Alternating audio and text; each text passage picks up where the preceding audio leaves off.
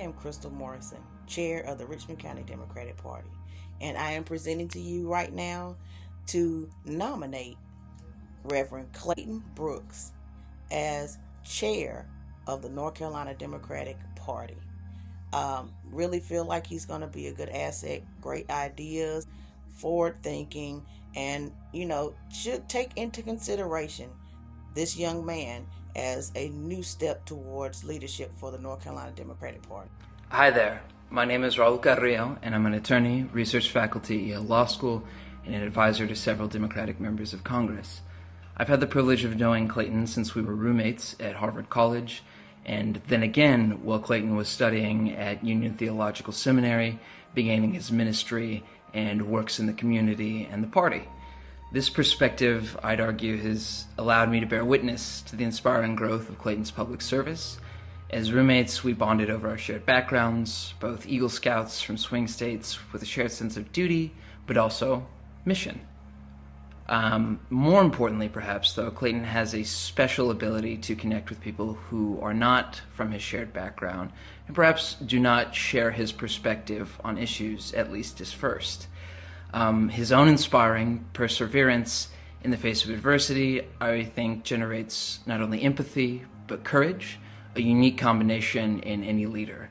Over the past 15 years, including during my own time as a campaign staffer and my time in state government working for then Attorney General Kamala D. Harris, I have relied on Clayton as a voice of prudence, but also vision. I hope you can do the same. Thank you. My name is Kathy Lowry Graham. I have known Clayton Brooks since he was a teenager. I was serving as County Extension Director in Scotland County when he was involved in the 4-H program. From a very young age, his tremendous drive to better his community was always apparent. I view Clayton as a highly motivated teenager, and today that level of motivation has not subsided. I would describe Clayton as intellectual, grounded, and a man of true integrity. His people skills are also a very notable attribute. Clayton has the right skill set to move the Democratic Party forward. I believe he is uniquely qualified to serve as Democratic Party chair. Please vote for Clayton Brooks. You will never, ever be disappointed. Thank you. Hi, my name is Timothy Jones, and I support Clayton Brooks for the chair of the North Carolina Democratic Party. I first met Clayton in 2013 as a colleague. We were both studying at Columbia University and were both heavily involved in community service and social uplift, him through religion and I through the arts. We later in 2015 became initiated as line brothers into Alpha Phi Alpha Fraternity Incorporated. I am thrilled that Clayton has decided to return home to his roots, to bridge gaps, and to serve as a progressive and forward-thinking leader for the people of North Carolina. I have seen the strength and benefits of Clayton's social justice work as a religious leader and as an advocate for sustainable housing and food programs for disenfranchised youth. Clayton's ability to lead with fidelity has made him an invaluable asset to community uplift. He consistently inspires collaboration, civility, ingenuity, and intergenerational dialogue. He is a man of the people, and I support his run for chair of the North Carolina Democratic Party. My name is Reverend Clayton Brooks. I'm here in my home in Cary, and I want to spend the next 3 minutes talking with you about the future of our party. I've served the North Carolina Democratic Party for a decade now. I began my service in 2010, managing the campaign that elected the first openly gay man to the North Carolina House of Representatives. I then served my home county of Scotland as one of its 8 precinct chairs. I have more recently went on to serve the Wake County Democratic Party as its first vice chair in a county with 206 precincts. I also organized the founding of our state's auxiliary for LGBTQ+ Democrats.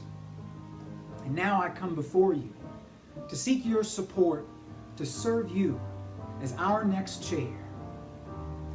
I've not worn my vestments yet on the campaign trail, but being a minister is central to who I am and central to the type of leadership that I hope to bring to our state party.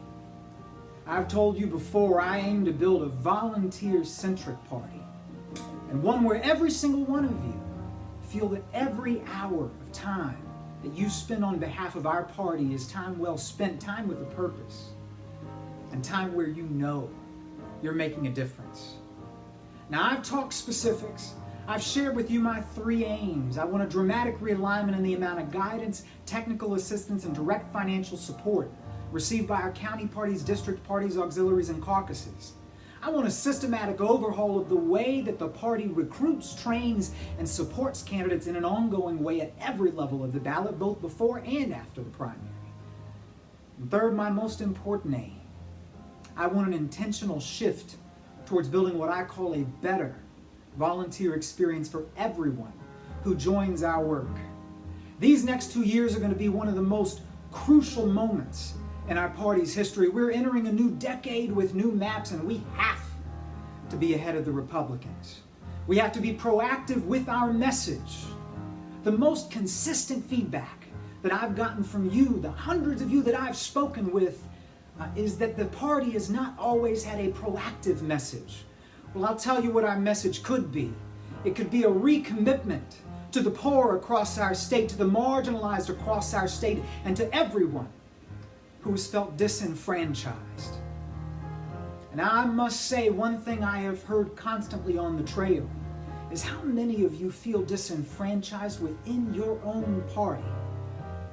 Whether you're a person of color who has felt ignored for years, whether you're a person in rural North Carolina who feels that the urban counties have too much sway, whether you're a person in an urban county who feels that you put more money and support into the state than the state gives back to you.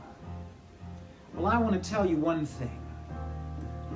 We're going to look at all of those gaps, all of those divides, and most particularly the generational divide in our party. And I hope with your help over the next 2 years to build the kind of Democratic Party that can turn our state blue for a century to come. I humbly ask your vote today.